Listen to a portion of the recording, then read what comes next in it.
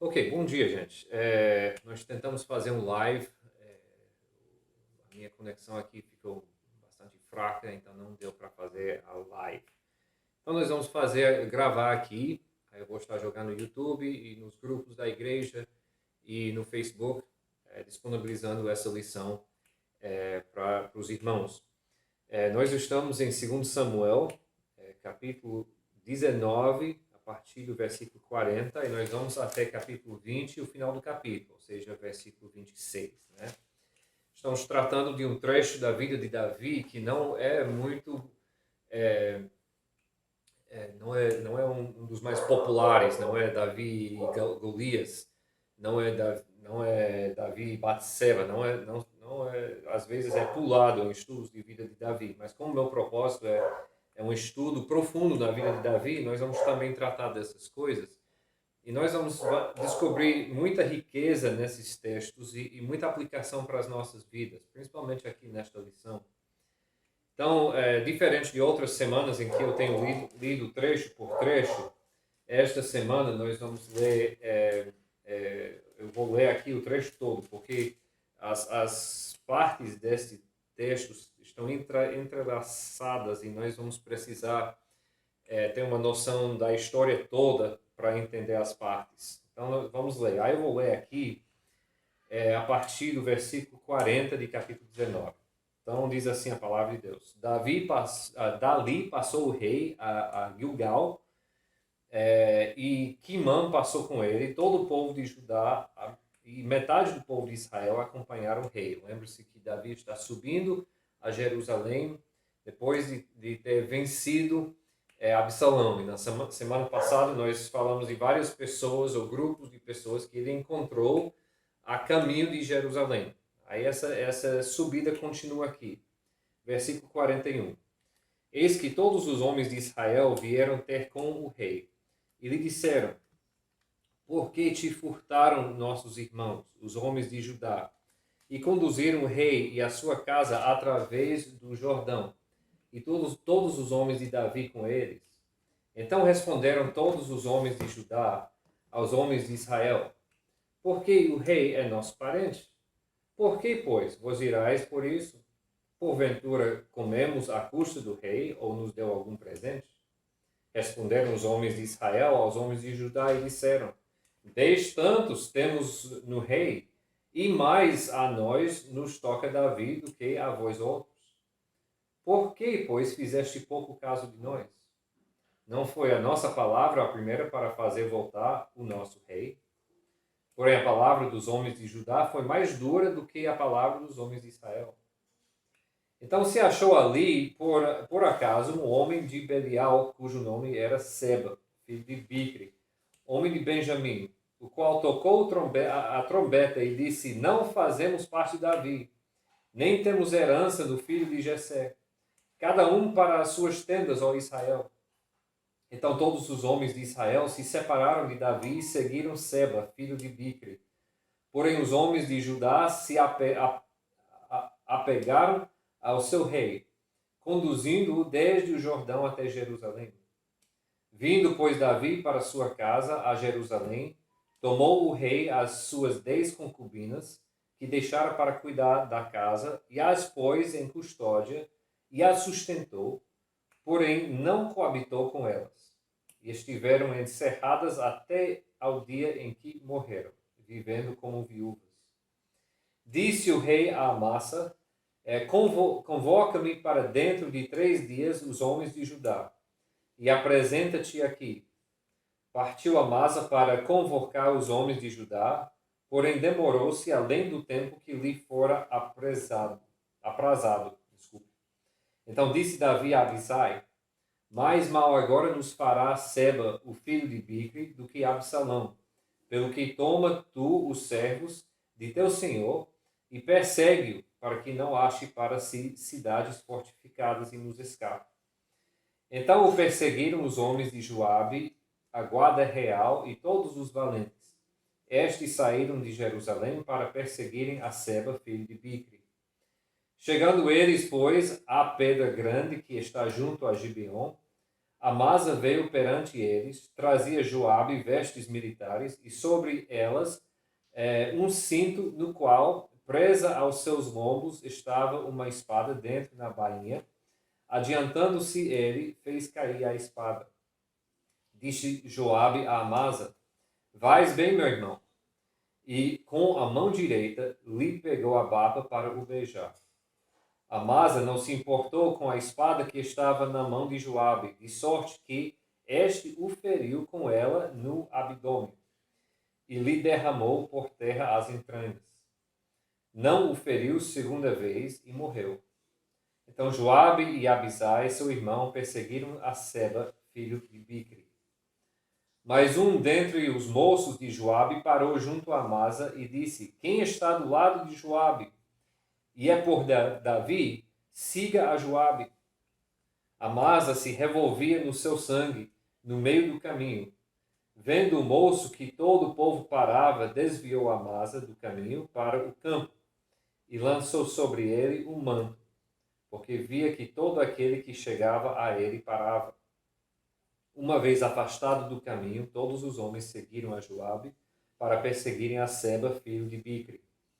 Seba passou por todas as tribos de Israel até Abel-Bet-Maca, e apenas os beritas se ajuntaram todos e o seguiram. Vieram Joabe e os homens e o cercaram em Abel-Bet-Maca, e levantaram contra a cidade um montão da altura do muro, e todo o povo que estava com Joabe trabalhava no muro para o derribar. Então uma mulher sábia gritou de dentro da cidade: Ouve, dizei a Joabe, chega-te cá, para que eu fale contigo. Chegando-se ele, perguntou-lhe a mulher: És tu Joabe? Respondeu: Eu sou. Ela lhe disse: Ouve as palavras da tua serva. Disse ele: Ouço. Então disse ela: Antigamente se costumava dizer: Peça-se conselho em Abel, e assim davam cabo das questões. Eu sou uma das pacíficas e das fiéis em Israel, e tu procuras destruir uma cidade e uma mãe em Israel? Por que, pois, devorareis a herança do Senhor, ou devorarias a herança do Senhor? Respondeu Joabe e disse: longe de mim que eu devore e destrua. A coisa não é assim. Porém, um homem da região montanhosa de Efraim, cujo nome é Seba, filho de Bicri, levantou a mão contra o rei e contra Davi. Entregai-me só este, e retirar-me-ei da cidade. Então disse a mulher a Joabe: Eis que te será lançada a sua cabeça pelo muro. E a mulher, na sabedoria, foi ter com todo o povo. E cortaram a cabeça de Seba, filho de Bicri, e a lançaram a Joabe. Então tocou este a trombeta, e se retiraram da cidade, cada um para sua casa. Joabe voltou a Jerusalém a ter com o rei. Joabe era comandante de todo o exército de Israel, e Benaia, filho de Joidá, da guarda real. Adorão dos que estavam sujeitos a trabalhos forçados. Josafá, filho de Ailud, era o cronista. Seba, o escrivão, Zadok e Abiatar, os sacerdotes. Também Ira, o jairita, era ministro de Davi. Então, irmãos, nós temos um trecho aqui bem interessante, um trecho um tanto violento, mas um trecho rico em aplicações para a nossa vida, para a vida de nós como pessoas e a vida de nós como igreja. E como sujeitos do reino de Deus também. É muito interessante, muito importante a gente entender o que está acontecendo aqui. Lembrando que se alguém tiver perguntas, como isso não está sendo gravado ao vivo, se alguém tiver perguntas, pode colocar no grupo ou nos comentários. Aí eu vou procurar responder todas as perguntas que forem possíveis, perguntas ou comentários, né? E outra coisa, eu vou estar entregando um PDF para os irmãos que tem as anotações importantes desse trecho.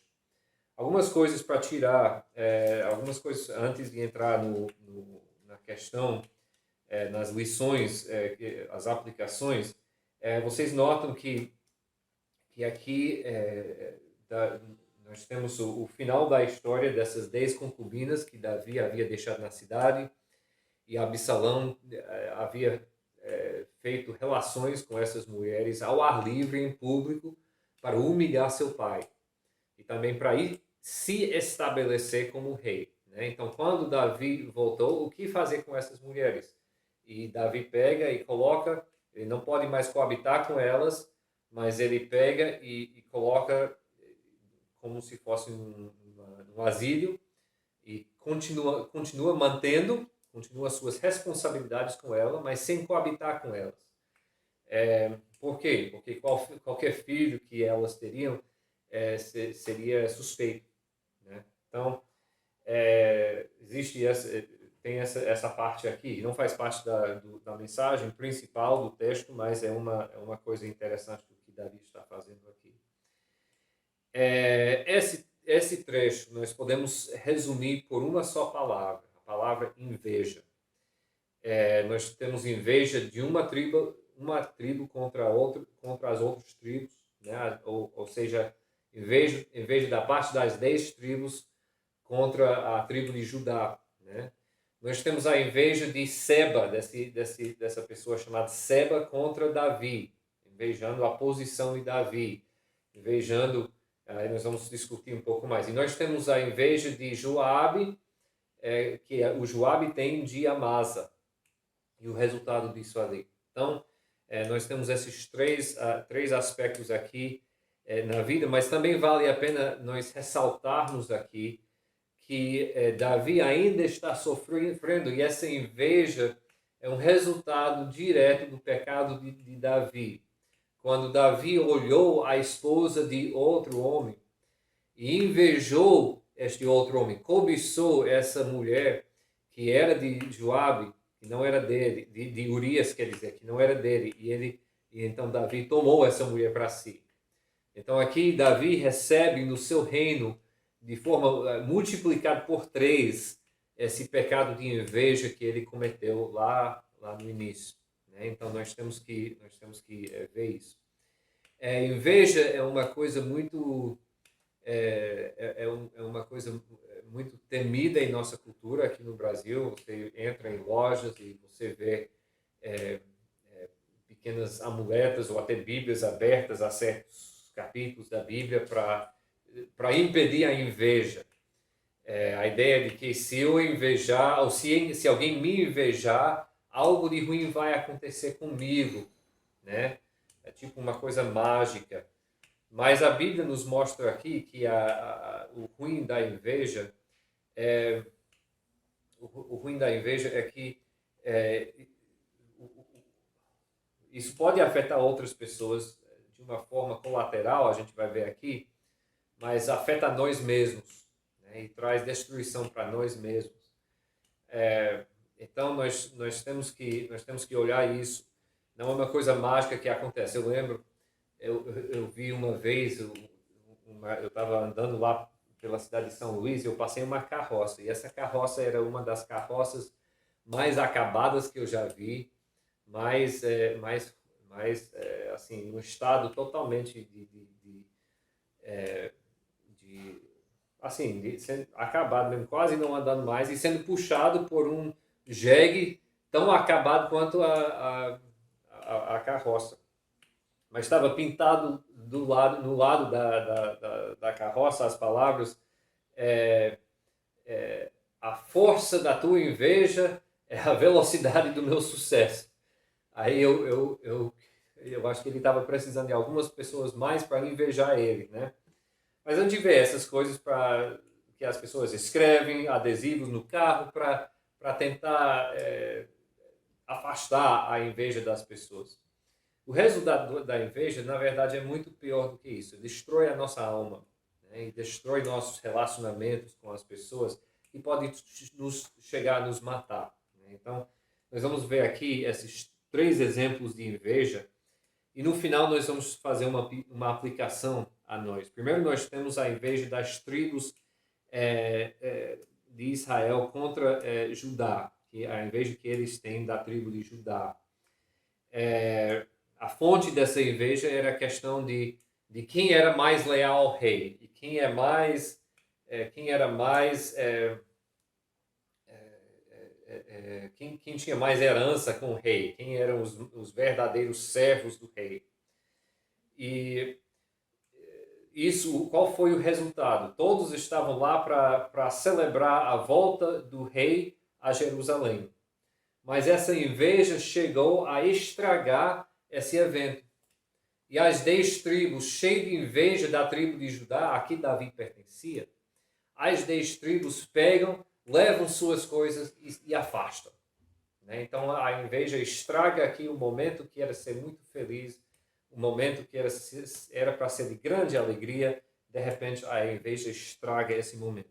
Como diz, nós vamos deixar a aplicação até o final, né? Até o final desse vídeo.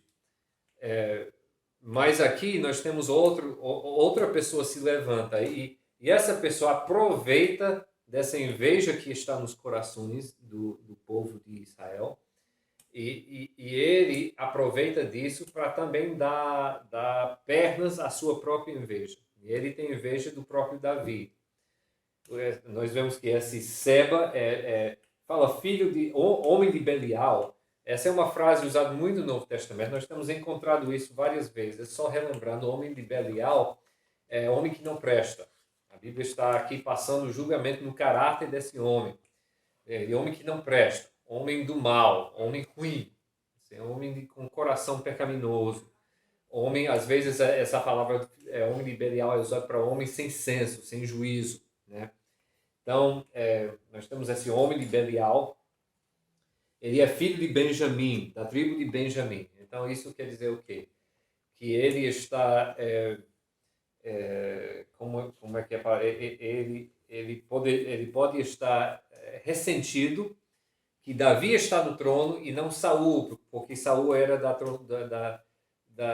tribo de Benjamim. Então, enquanto a tribo, de forma geral, era leal a Benjamim, nós temos visto várias pessoas, na lição passada nós vimos Simei, né? E agora Seba, da tribo de Benjamim, que estão ressentidos. Assim, era para a dinastia, a família de Saul estar no trono. Então ele dá pernas a essa inveja, construindo em cima da inveja de Israel. Então nós vemos que essa inveja das tribos de Israel contra Judá não somente estragou a festa, não somente estragou o momento de vitória de Davi, o retorno dele a Jerusalém, mas também deu essa semente plantada, deu resultado em rebelião. E essa Seba vê a oportunidade, vê o momento, ele chega e diz, vamos rebeliar, nós não temos nada com Davi, vamos levantar outra rebelião contra Davi. Então nós temos Davi se saindo vitorioso de uma rebelião e de repente ele está enfrentando outra rebelião aqui.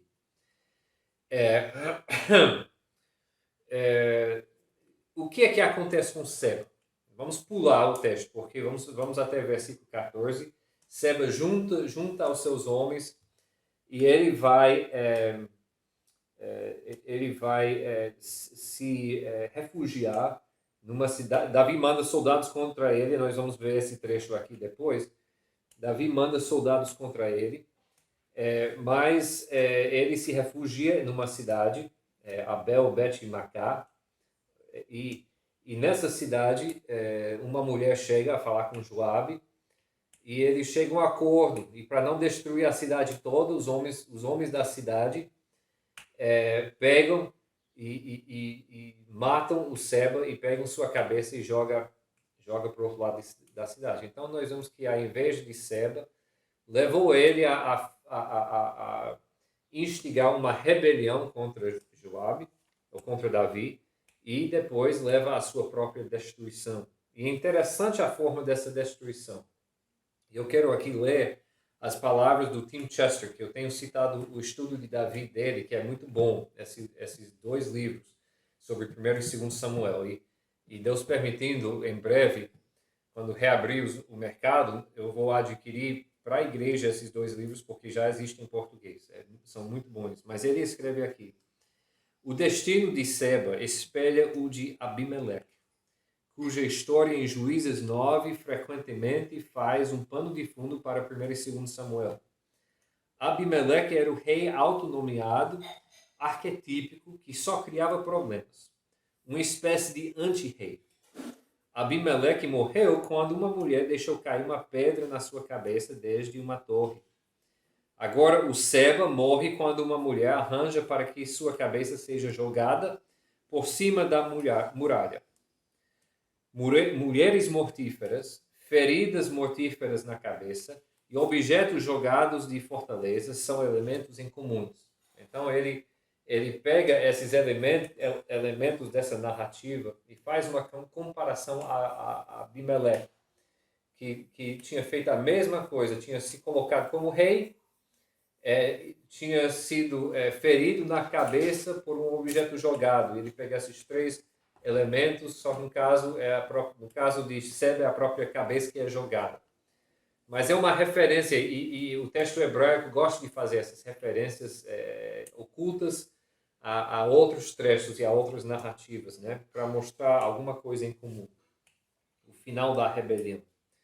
Essa inveja deu fruto em rebelião. E essa rebelião, o fruto dessa rebelião era a própria morte do rebelde, né? Agora nós temos que voltar, porque enquanto isso está acontecendo outra intriga dentro da própria corte de Davi, dentro dos próprios servos de Davi. Porque nós lembramos, na semana passada, nós vemos que Davi tentou unir o útil ao agradável. Ao se deparar com a tribo de Judá, ele tentou se reconciliar com essa tribo, colocando Amasa, que havia estado do lado de Absalão, colocando esse tal de Amasa como general de suas tropas. Quem era general de suas tropas antes era Joabe. Mas Joabe acabara de matar Absalão. Então, Davi, numa forma de punir Joabe, ele demitiu Joabe de seu papel de general e colocou Amasa, que havia sido rebelde. E a Bíblia não fala, mas fala da reação de Joabe imediatamente. Parece que Joabe não reagiu imediatamente, mas que isso doeu em Joabe, e que isso causou inveja em Joabe, causou. Então nós temos a inveja das tribos, nós temos a inveja de Seba, e nós temos a própria inveja de Joabe. E o que acontece? Joabe faz o quê? Ele não reage de início. Mas só porque uma pessoa não reage, não quer dizer que não tenha amargura e não tenha inveja no coração. Mas o que acontece? Quando sai Amasa Davi dá 3 dias para ele, mas Amasa leva mais do que 3 dias, e a Bíblia deixa em aberta se isso foi incompetência ou foi proposital da parte de Amasa, se Amasa não fosse ainda leal a Davi, não sabemos. Mas Davi é forçado pelas circunstâncias, ele diz, olha, nós temos que correr atrás, se nós demoramos mais,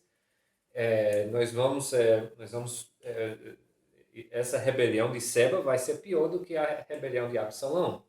Davi é sempre muito esperto. Nós sempre vemos Davi aqui agindo rapidamente. Ele não deixa o tempo passar. Ele age rapidamente. Quando ele vê uma situação, ele age. E isso é uma lição de liderança que nós podemos aprender de Davi. Então, ele diz, Amasa está demorando, mas nós não temos tempo para demorar. Então, ele pega outras pessoas, seus servos, seu exército da elite que está ao redor dele, seu exército, sua guarda pessoal, aqueles filisteus, né? Ele diz, vocês correm atrás de Seba para matar ele. Então, é interessante que ele não fala para Joabe, ele fala para o irmão de Joabe, Abisai. Mas Joabe vai junto, né? Então, e no caminho eles encontram Amasa. E Amasa está chegando lá com os seus homens para se juntar aos esforços. Mas Joabe chega e fala bem. E aí, meu irmão, como estão as coisas? Né? e pega a barba, como de costume naquela época, para dar aquele beijinho. Né? Costume no Oriente Médio. Para nós, nos parece, parece estranho, mas naquela cultura era costume. Aí Joabe pega mas Amasa não dá importância ao fato de que Joabe tem uma espada na mão. E não lembra de que Joabe havia feito, também por inveja, contra Abner. Então Joabe pega e enquanto ele está beijando, ele pega e dá uma facada, literalmente, uma facada na barriga de Amasa, que é uma doença extremamente dolorosa e demorada. Né? Só uma facada ele dá e deixa cair o homem lá. E o homem está lá gemendo na poeira, enquanto o Amasa, o Joabe, pega seu irmão, pega os outros e diz: agora nós vamos atrás de Seba. Né? Aí as pessoas ao redor ficando, olhando, o que é isso? Aí um dos servos pega e puxa o corpo. O texto nos leva a ver que o homem ainda estava vivo, mas empurra o corpo para o lado e diz: vamos seguir Joabe. Então todos seguem Joabe e nós temos o final que nós já falamos da história de Seba.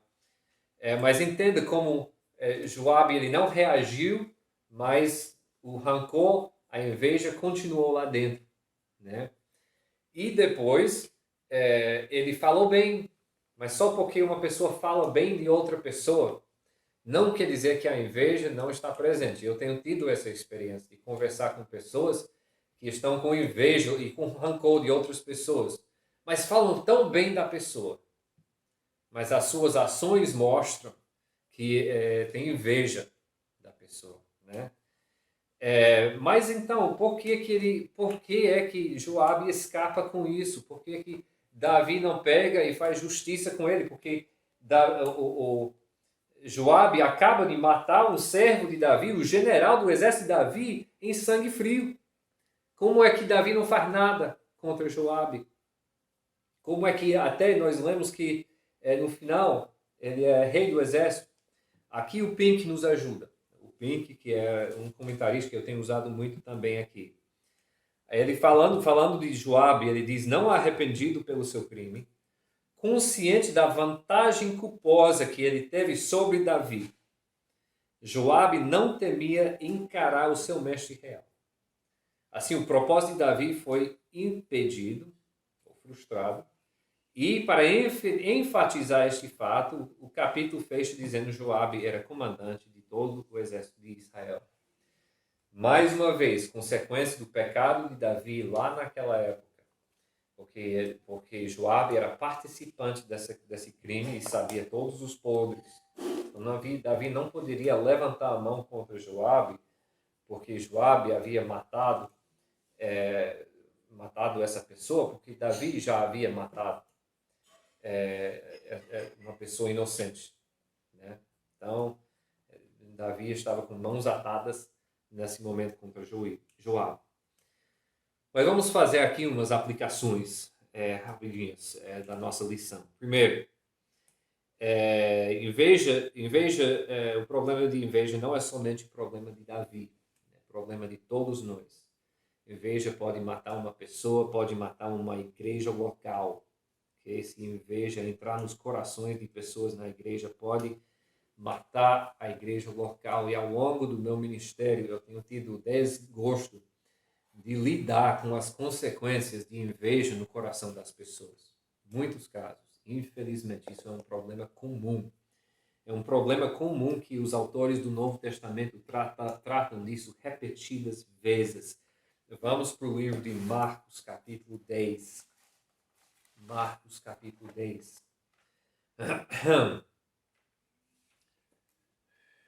Marcos, capítulo 10. Onde nós vamos ler aqui de versículo 35 até 45. São 10 versículos. Então se aproximaram dele Tiago e João, filhos de Zebedeu, dizendo-lhe: Mestre, queremos que nos concedas o que te vamos pedir. E ele lhes perguntou: que quereis que vos faça? Responderam-lhe: permite-nos que na tua glória nos assentemos, uma à tua direita e outro à tua esquerda. Mas Jesus lhes disse: não sabeis o que pedes. Podeis-vos beber o cálice que eu bebo, ou receber o batismo com que eu sou batizado? Disseram-lhe: podemos. Tornou-lhe Jesus: bebereis o cálice que eu bebo e recebereis o batismo com que eu sou batizado. Quanto, porém, ao assentar-se à minha direita ou à minha esquerda, não me compete concedê-lo, porque é para aqueles a quem está preparado. Ouvindo isso, indignavam-se os 10 contra Tiago e João. E é interessante aqui que nós temos a mesma fracção, né? A mesma relação. Aqui são 10 contra 2. Aqui naquela época tinha Judá e junto com Judá era a tribo de Levi, né, subentendido, contra as 10 tribos. Aqui nós temos 10 contra 2. É muito interessante esse paralelo. E como Jesus trata? Sabeis que Jesus tem aqui uma sabedoria e uma força moral que Davi não tinha. Sabeis... Então, 41. Ouvindo isso, indignavam-se os 10 contra Tiago e João. Mas Jesus, chamando-os para junto de si, disse-lhes: sabeis que os que são considerados governadores dos povos têm-nos sob seu domínio, e sobre eles os seus maiores exercem autoridade. Mas entre vós não é assim. Pelo contrário, quem quiser tornar-se grande entre vós, será esse o que vos sirva. E quem quiser ser o primeiro entre vós será servo de todos. Pois o próprio Filho do Homem não veio para ser servido, mas para servir e dar sua vida em resgate por muitos.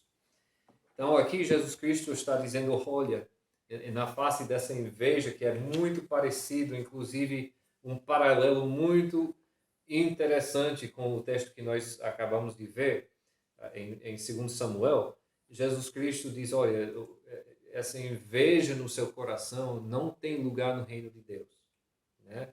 Se uma pessoa for mais exaltada do que outra pessoa, se uma pessoa for honrado mais do que outra pessoa, isso não importa, porque no final das contas todos nós estamos aqui para servir, ok? Então essa inveja no coração não tem lugar na vida do crente, não tem lugar na vida da igreja. O apóstolo Paulo, em 1 Coríntios 3, 1 Coríntios, primeira carta do apóstolo Paulo aos Coríntios, capítulo 3, de versículos 3 a 9, diz o seguinte, porquanto, havendo entre vós ciúmes e contendas, não é assim que sois carnais e andais segundo o homem? Então ele chama isso claramente de carnalidade. Quando, pois, alguém diz, eu sou de Paulo, e outro, eu de Apolo, não é evidente que andais segundo os homens? Quem é Apolo? E quem é Paulo? Servos, por meio de quem crestes, e isso conforme o Senhor concedeu a cada um. Eu plantei, Apolo regou, mas o crescimento veio de Deus. De modo que nem o que planta é alguma coisa, nem o que rega, mas Deus que dá o crescimento. Ora, o que planta e o que rega são um, e cada um receberá o seu galardão segundo o seu próprio trabalho, porque de Deus somos cooperadores. Lavoura de Deus, edifício de Deus sois vós. Então, é muito importante nós na igreja termos essa mentalidade. Todos nós somos servos. E quando vier a parte de inveja, fulano de tal está sempre na frente, ou fulano de tal faz isso, eu queria estar fazendo isso, ou fulano e tal fez isso de um jeito, eu acho que deveria ser feito de outro jeito. Todas essas pequenas invejas podem se enraizar e produzir frutos destrutivos na vida da igreja. Okay? E finalmente, eu escolhi só 3, mas existem muitos outros exemplos no Novo Testamento que Jesus Cristo e os apóstolos advertem e combatem essa questão de inveja. Tiago 4, livro de Tiago. De Tiago nós estamos estudando em nossa culto de oração, né? Tiago, capítulo 4. Desculpe. Tiago, capítulo 4, de 1 a 4, diz o seguinte: de onde procedem guerras e contendas que há entre vós? De onde, senão dos prazeres que militam na vossa carne? Mais uma vez, a questão de inveja sendo comparado com carnalidade, ou sendo posto como carnalidade. Cobiçais e nada tendes. Matais e invejais e nada podeis obter. Viveis a lutar e fazer guerras, nada tendes porque não pedes. Pedes e não recebeis, porque pedes mal para esbanjardes em vossos prazeres. Infiéis. Veja como inveja é colocado como infidelidade. Infiéis. Não compreendeis que a amizade do mundo é inimiga de Deus? Carnalidade. Aquele, pois, que quiser ser amigo do mundo, constitui-se inimigo de Deus. Olha como essa passagem também é paralela ao texto que nós estudamos aqui da vida de Davi. Como as pessoas que deixam a inveja enraizar nos seus corações acabam sendo desleais ao seu rei. Né? Cuidado. Muito cuidado e peça ao Espírito Santo, e vamos todos nós pedir ao Espírito Santo que ele nos alerta quando começa a enraizar inveja em nossas vidas, porque isso destrói vidas, destrói relacionamentos e destrói igrejas. Então, irmãos, esta é a nossa lição hoje. Como eu disse, daqui a pouco, depois que eu colocar os toques finais, eu vou estar disponibilizando o PDF. Quem tiver pergunta ou quem quiser fazer algum comentário, pode fazer nos comentários, ou no YouTube, ou no Facebook, ou mandar nos grupos perguntas, que eu irei responder com toda a alegria. Ok? Amém? Não esqueçam, hoje à noite, às 7 horas, vai ser o nosso culto, a pregação da palavra pelo nosso pastor Francival. Que Deus os abençoe. E vamos também não deixar de lembrar que hoje é Páscoa e a grande alegria que nós temos na ressurreição do nosso Senhor Jesus Cristo. Amém?